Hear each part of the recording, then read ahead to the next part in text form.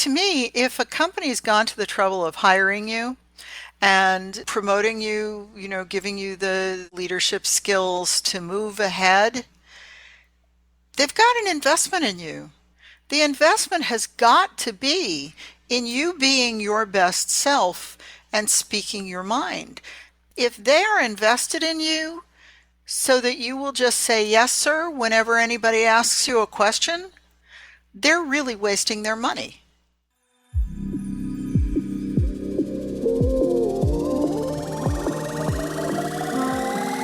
Plug into the minds of the world's cutting-edge innovators, visionaries, and thought leaders, rewriting the rules of high performance at work.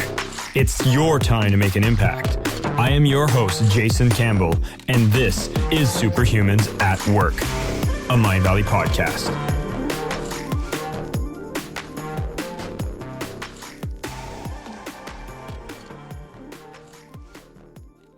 Welcome to Superhumans at Work by Mind Valley. I'm your host, Jason Mark Campbell, and before we get started, tell me, if you could change anything in your life, what would it be? Would it be your body, your career, your relationships? Thankfully, you don't have to choose. As a Mind Valley member, you'll get instant access to the wisdom of world-class personal growth teachers and programs that can evolve you in every way for just $2 a day. Are you ready to make a change? Start transforming your life today at mindvalley.com/superhuman.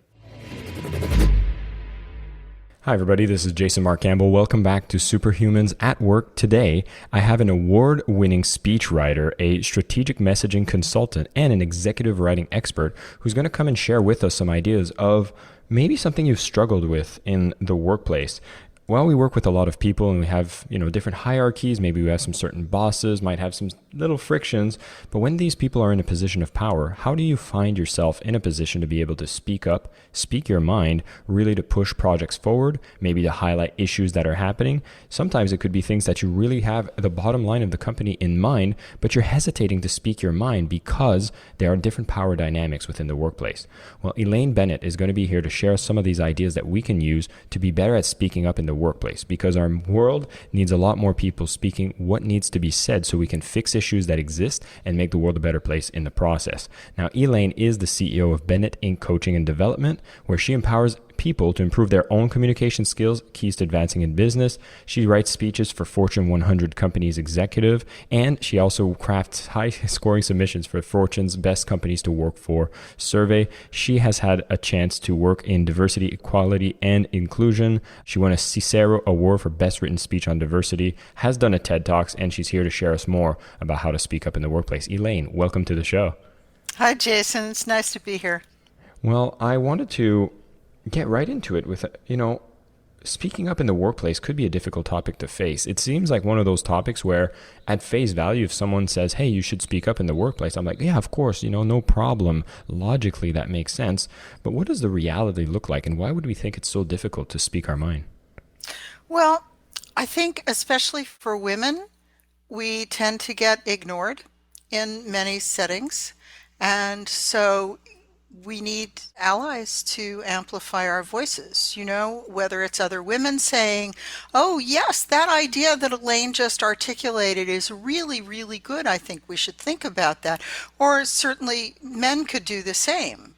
But too often, men tend to co-opt what women say, women and other marginalized people in the workforce. And so if we can all pull together to get those ideas amplified, the workforce will be a better place. The other thing is that often, especially marginalized people, feel hesitant to say what they need to say either to talk about their ideas or to say, this isn't working for me, XYZ isn't working for me, we need to think about a new way of leading the team because, it doesn't feel equitable to me.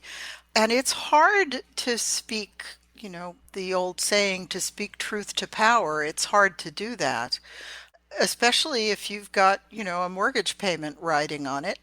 And nobody wants to be put in a position of conflict. Most people will do anything they can to avoid conflict.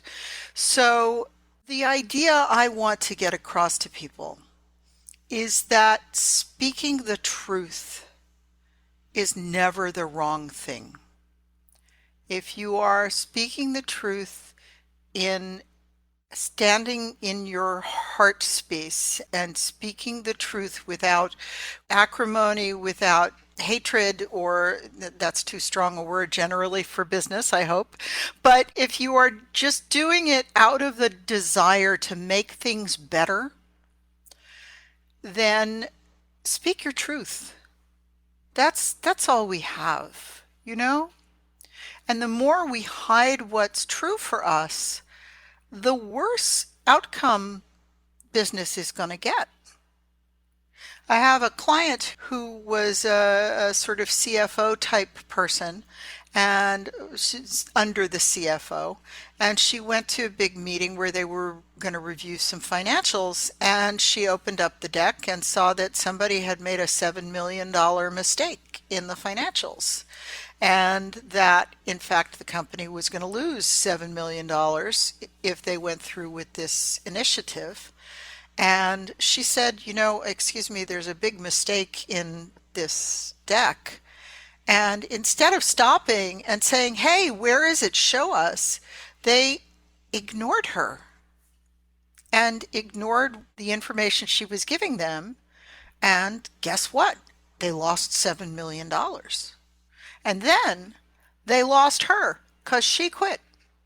Because what's the point of being in a position where you have some power and you're expected to be, I'm sorry, it's a little late here on the East Coast of the US.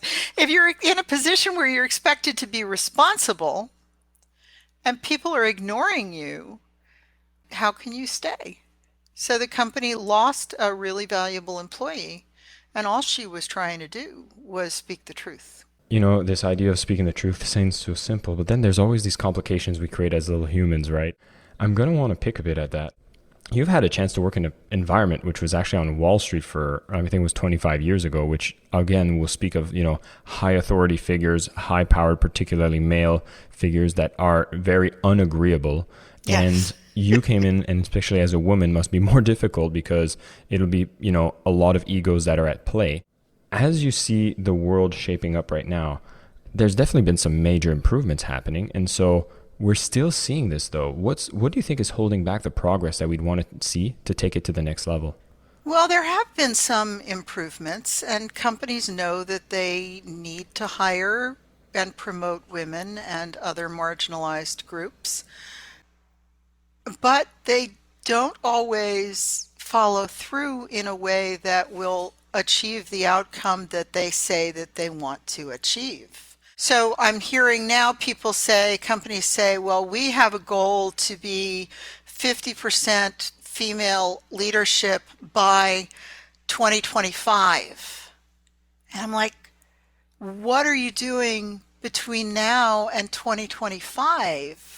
Why can't you set a goal of being, 20% female leadership by next year and 30% by 2023 and, 40%? Why are you going for the high goal?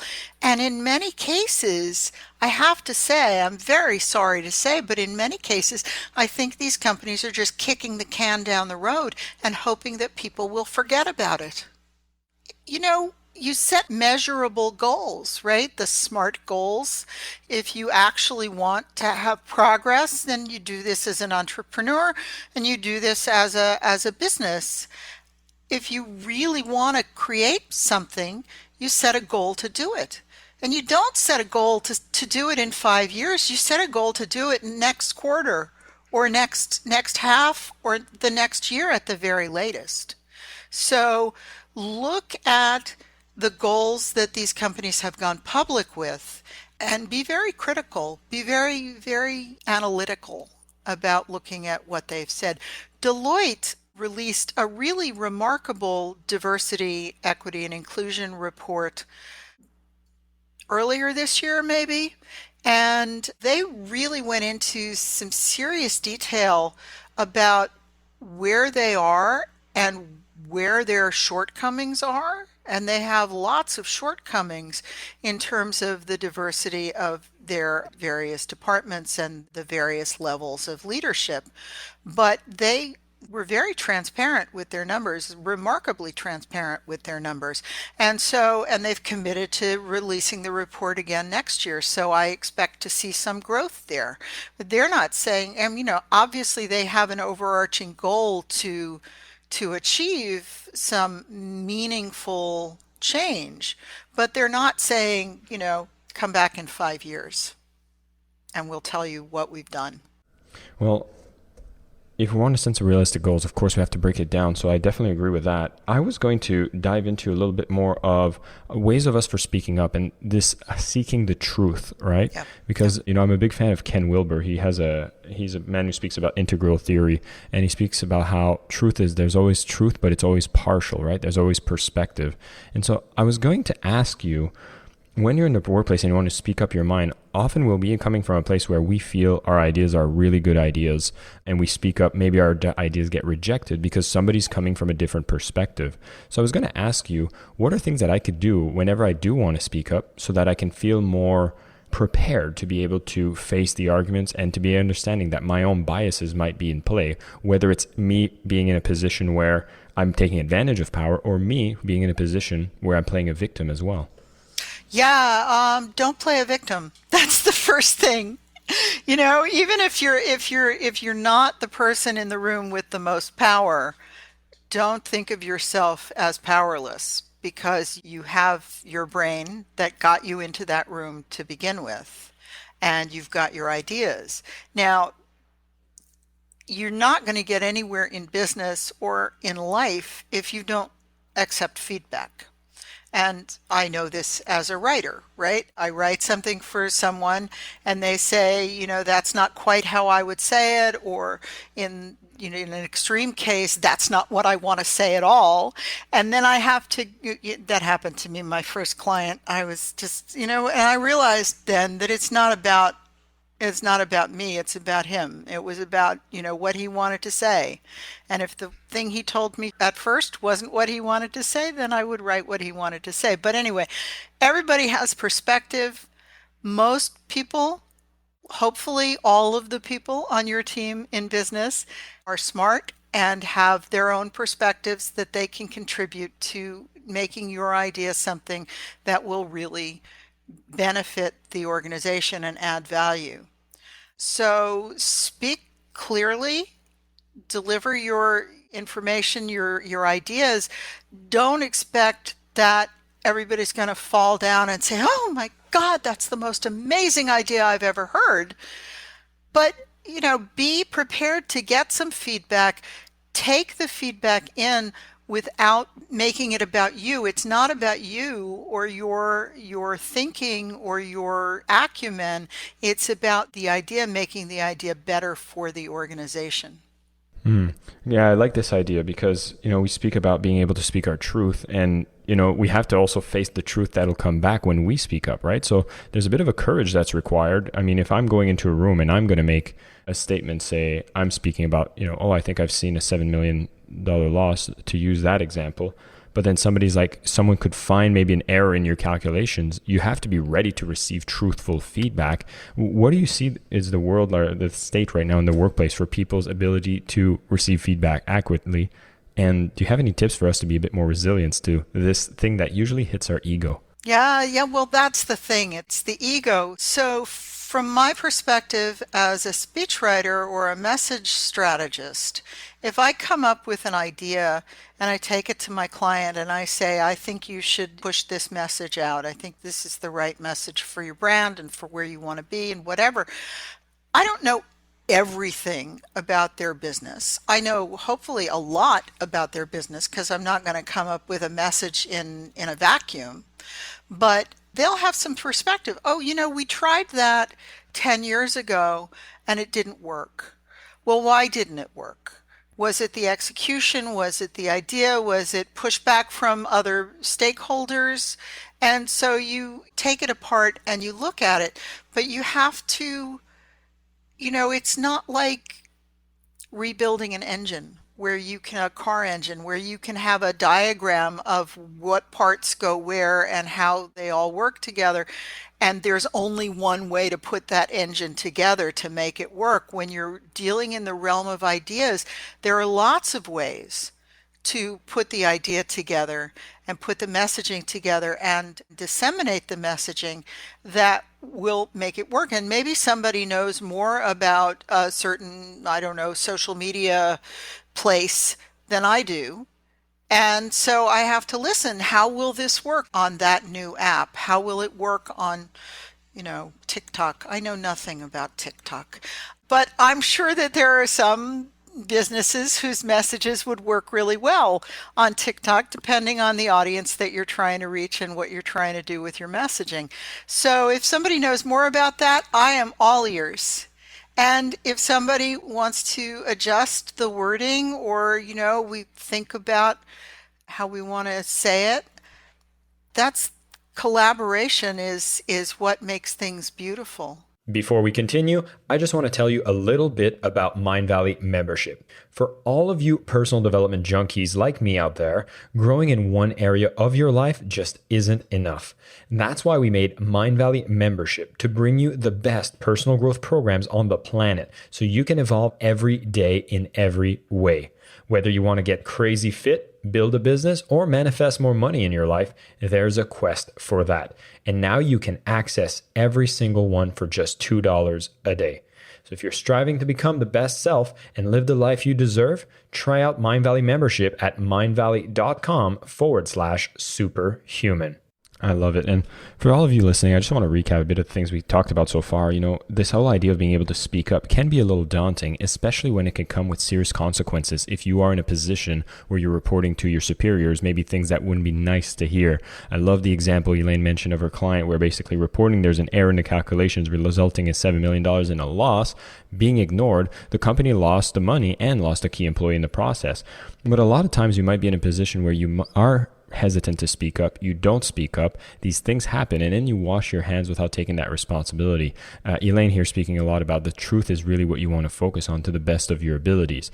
Understanding as well that truth is partial and that you do not want to play the victim card. You want to show up as your full self. You want to be able to come from a place of contribution, and the more you get to do this, you'll see that you'll be raising up as an employee. You'll be actually seeing yourself be more valuable and a better contributor in the process. And there are obviously some disadvantages that come from the marginalized group, which is why it becomes more difficult, or at least more interesting for people to take an initiative, if you are within these groups, to have the courage to know that it is okay to speak the truth. And if you are in a position of power and you have people that are reporting to you, be someone that can receive that feedback. And this is something that goes both ways, because the ability to receive that feedback, put that ego aside, allows for this opportunity for more ideas to surface, more innovations to come, and having a healthier workplace in the process. Which, Elaine, brings me to the question of talking about these people in leadership positions. If I'm listening to this and I am in a leadership position, I'd really want to know, are there certain things that I could include within my behaviors that would make it easier for people to speak up? Or are there certain blind behaviors that most people aren't aware of that actually bring that openness to be limited within the organization? Yeah, when you're working with marginalized groups, first of all, don't expect them to teach you what you need to learn. Google, read books, and figure out what blind spots you might have that you can address. But it's really important. It's important to listen to all of your marginalized employees, whether they're people of color, women, LGBTQ people. It's really important to listen to them, but don't expect them to educate you. That is not their business. And that goes for in the workplace or out of the workplace.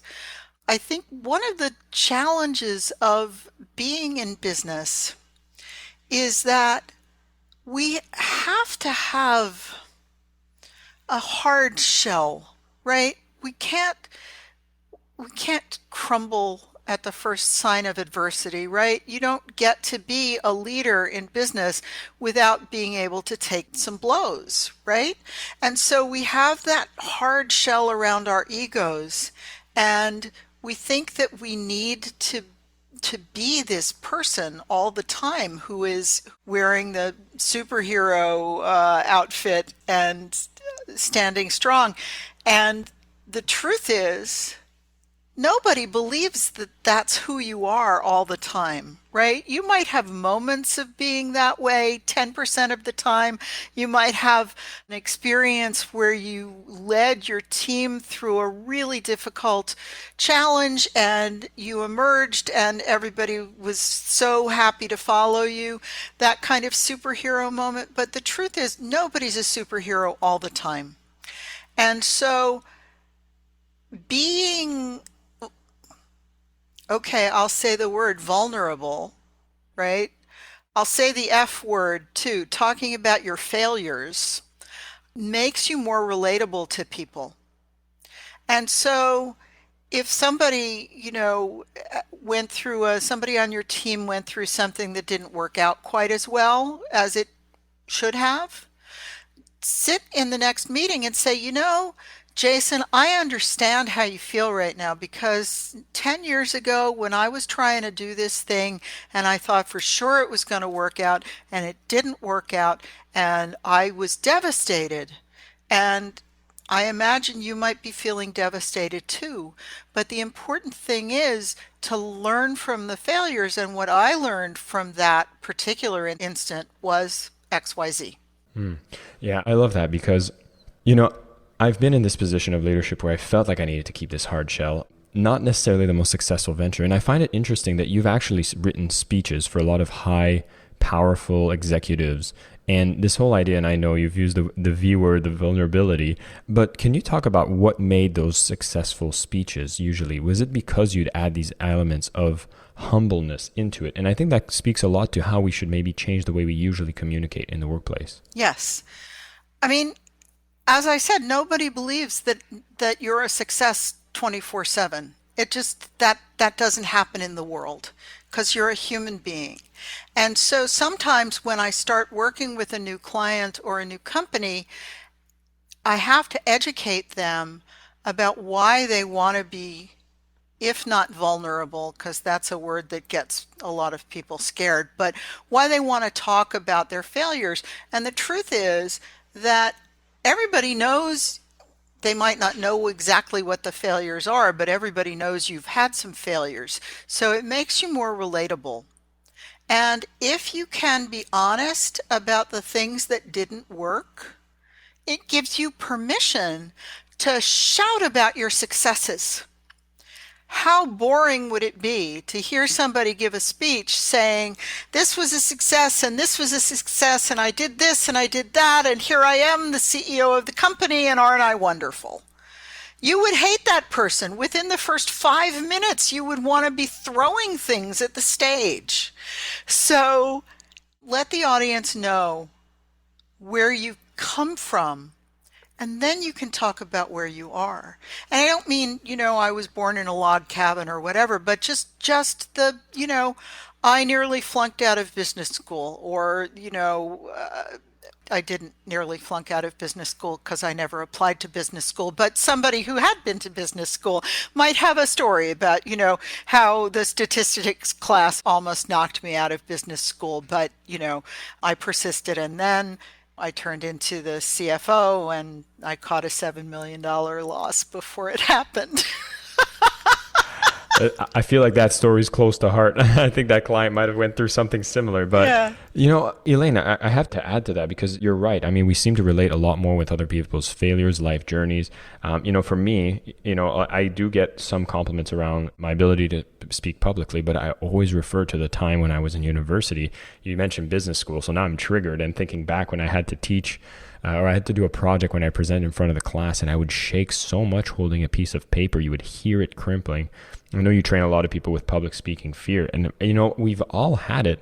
And it's interesting because you see most of these people who are very polished public speakers, we were all terrible before. And I feel that kind of bridges the gap to everybody else who's looking to improve their skills, to realize that, hey, it's not something anybody's born with. It's something we've, made a decision to really improve because we realize how important it was.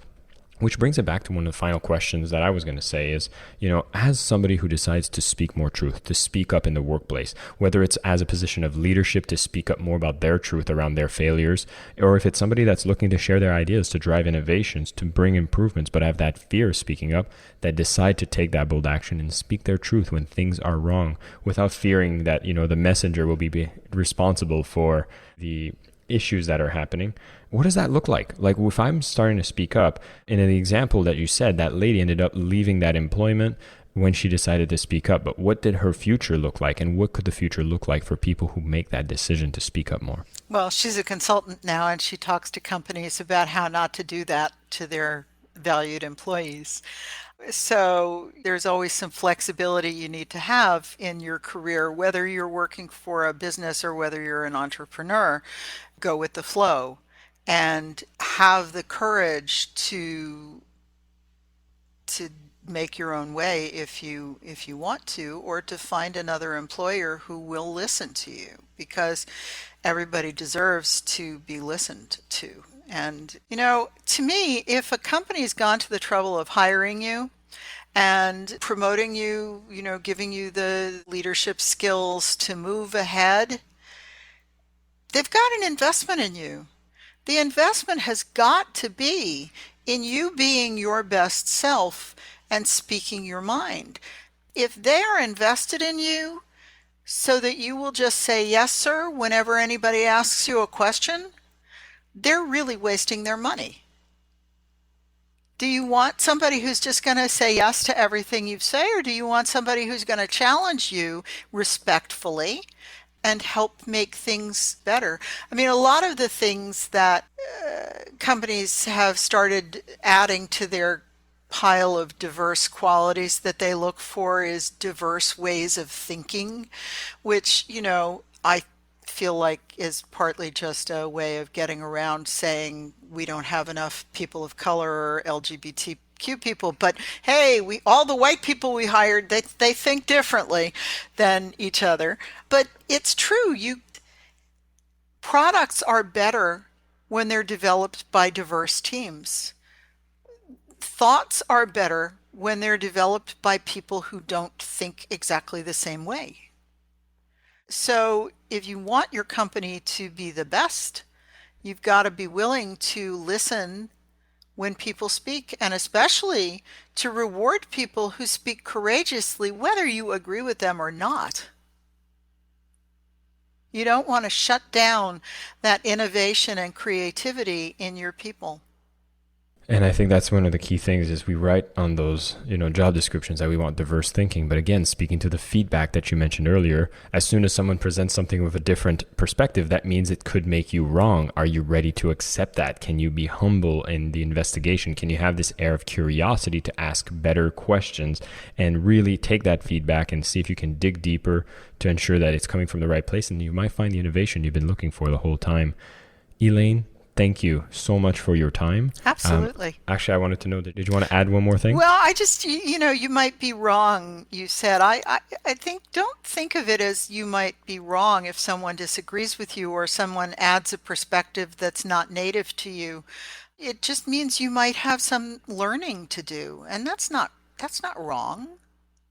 Actually, I prefer you putting it that way, and it definitely is exactly what needs to happen. The being wrong is just another one of those opportunities, like a failure, for you to improve and to adjust and to actually be stronger on the other side. So I just want to say thank you so much for coming on the show and sharing these ideas. For those of you listening, again, we talked about how to speak up in the workplace, and the key here is understanding that we all come from different positions, whether it's a position of where we come from within the company, we hold different positions, but always focusing on doing the best to speak your truth is either going to make you more valuable within the company, which then, guess what? You will see yourself be promoted and get into better positions. If you're in a leadership position, you'll be able to get more people to speak up, which will make your team operate more effectively. And if there's a certain culture which is inherently toxic where you work, then you'll actually find yourself, such as the example from Elaine's client, where you might find yourself changing work environment, changing work opportunity, and seeing that because you've stuck to your values, you can come more empowered and you can actually find different opportunities that are going to be much more aligned to the growth that you're looking to do. Being in the workplace is your big opportunity to share your ideas and to grow. And when you be able to do that from a place of being truly you, speaking your truth, you'll see that it feels much better, and you start bringing the world with a bunch of companies that are actually making an impact that is much better because we're speaking up about the issues we want to fix. And organizations, are they not just a series of entities that are there to solve the world's problems? We don't need to cover the truth. We can actually pull it forward, and it becomes more beneficial for everybody. So be bold, be courageous, speak your truth, share your failures, take that feedback, and you'll be able to see that the world will become a better place within the organization that you're making better as well. Elaine, once again, thank you so much for being on the show. My pleasure. Thanks again for tuning in. Hope you've enjoyed this podcast. And if you haven't signed up already, be sure to check out Mindvalley Membership. Besides getting unlimited access to our top-rated programs and trainers, you'll also join an incredible supportive community on our new Connections app. This is basically a global campus where you find like-minded friends, mentors, and accountability partners from around the world online or get together at local meetups. If you want education that connects you with kindred spirits and transforms you from the inside out, join the tribe at mindvalley.com/superhuman today. My name is Jason Campbell, and this is Superhumans at Work, a Mindvalley podcast.